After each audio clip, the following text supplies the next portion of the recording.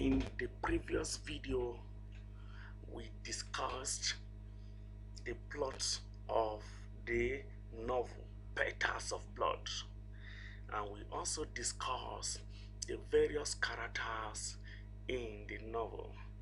We have also looked at the literary devices used in the novel, and today we are going to be looking at the themes in the novel. Petals of Blood is a novel written by Ngugi Thiongo, a Kenyan novelist who is one of the foremost African writers. For those, if you haven't watched the first video, the video on the plot summary, I discussed that the story is about, it is set in Kenya after the independence of Kenya, and it is written by Ngugi Thiongo.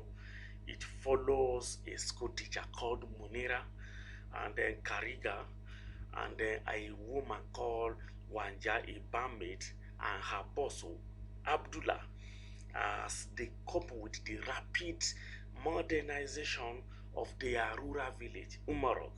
So the novel examined the effect of the Mau Mau rebellion and the legacy of colonialism, while at the same time criticizing the Kenyan government for reproducing the inequalities of the colonial regime.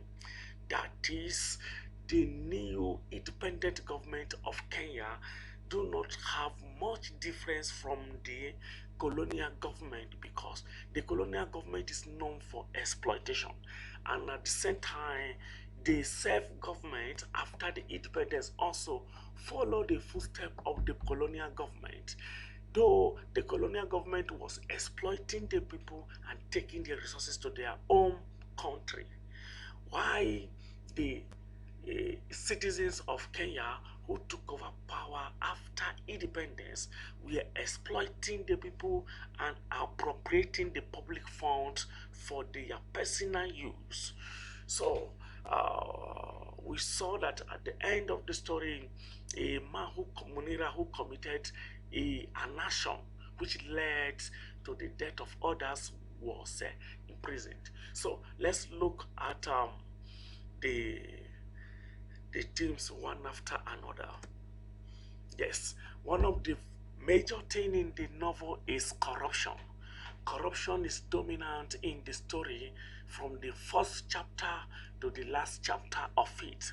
It portrayed the corruption in the parliament, corruption in the Kenyan government, corruption in the relationship between the government and the people that are being governed. Because we saw that the people of Umarok suffer a lot. They were frustrated because of the famine, because of no rain. And when they sought for help from the parliament, we discovered that they were not taken serious. And at the same time, we saw that there is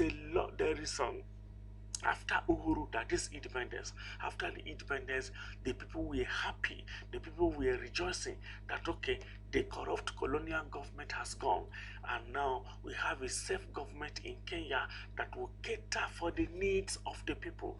But unfortunately, there was a great disillusionment, because there was no any tangible difference between the colonial government, between the corruption in the colonial government and the corruption in the self-government being piloted by Kenyans. So we saw that the elite were so corrupt, and that was why Chimera was even the one that raped Wanja.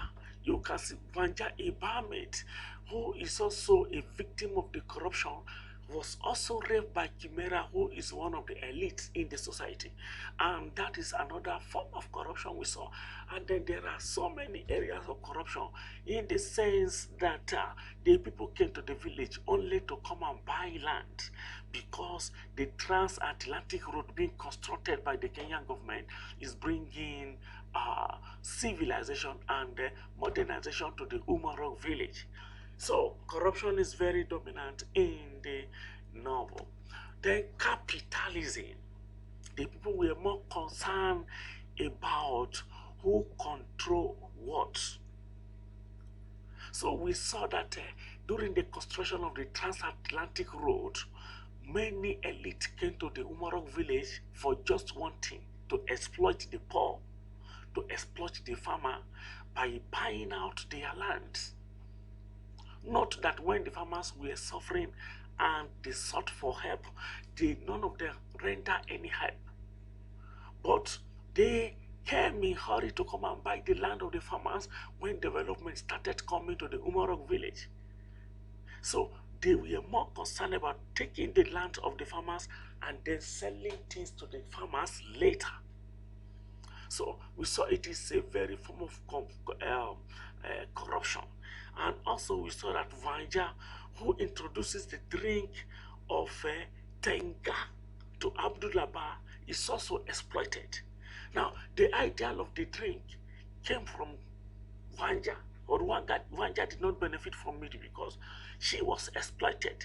The Tangeta drink to Abdullah also exploited Vanja. And we saw that almost all the characters in the story exploited Wanja. Munira, Kariga, Kimeria, Abdullah, and some of the men that came to come and see the site of the crashed plane also took advantage of Wanja. So corruption is dominant in the novel, and also capitalism is very dominant, and that was why Wanja also sold her land and built a brothel. So she was tired of the exploitation and the capitalism prominent in the village, and that was why even when Munira, who was a former boyfriend, came, she has to tax him that he must pay if he wants any sexual service.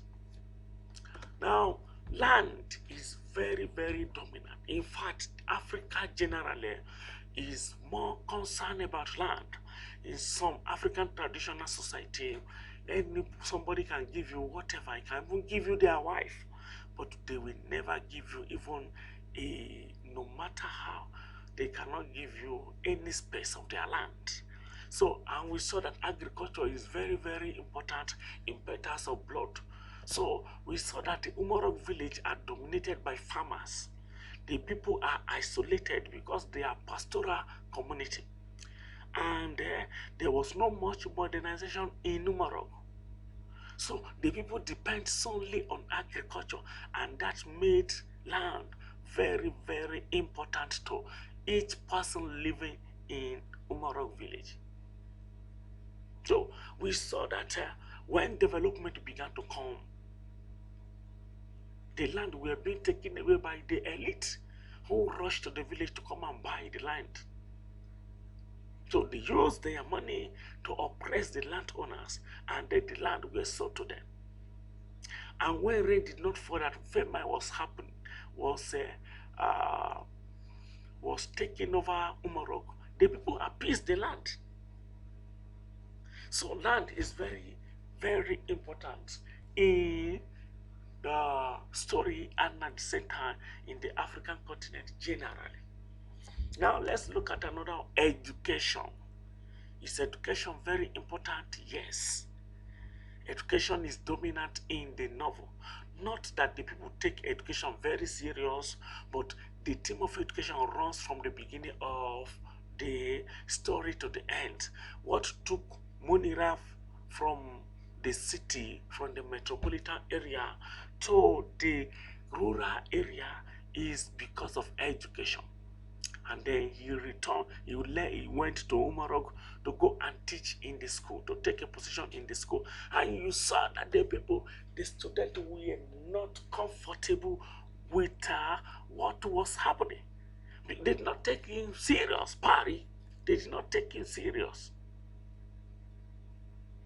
Because several teachers have come before and all of them left. And we saw that Kariga also came and he became a teacher in the village also.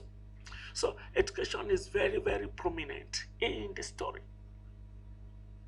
The Umarok were not educated, and their children also did not take education very serious. Why? Because the government also was not serious to provide the good education. When the teacher come to the village, the teacher will go back. So the people were tired and frustrated about having a erratic educational system where a teacher, the school will resume today, and then maybe in the next 2 weeks, the teacher will leave and then the student have to return home.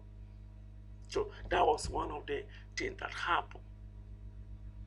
And even the educated were suffering in the society.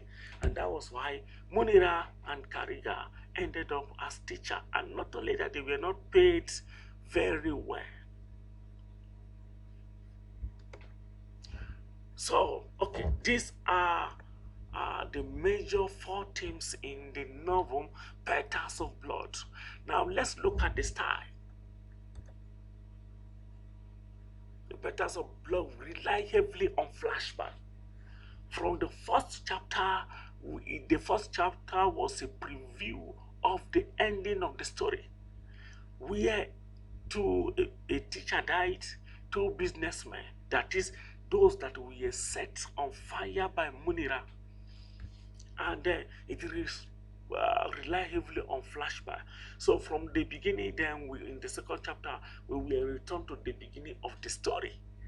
The beginning of the story in the first chapter was a preview or a projection of what happened at the end, that Inspector Geoffrey was investigating the case of murder and action, where Munira was arrested and Wanja was hospitalized. So we saw that the narrative voice shifts between Munira and the other characters, describing the event of their lives. And we saw also that an omniscient narrator.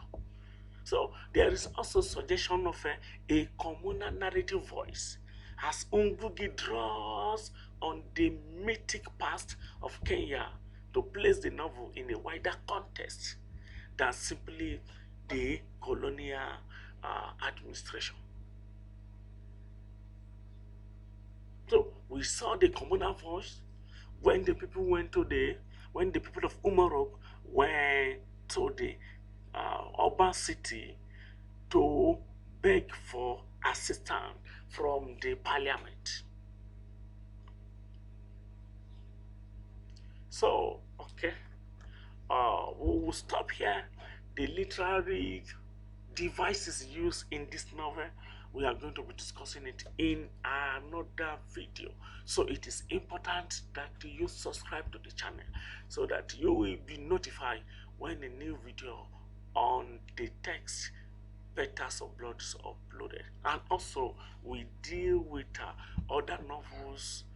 We do with other novels also. So make sure you subscribe. Thank you.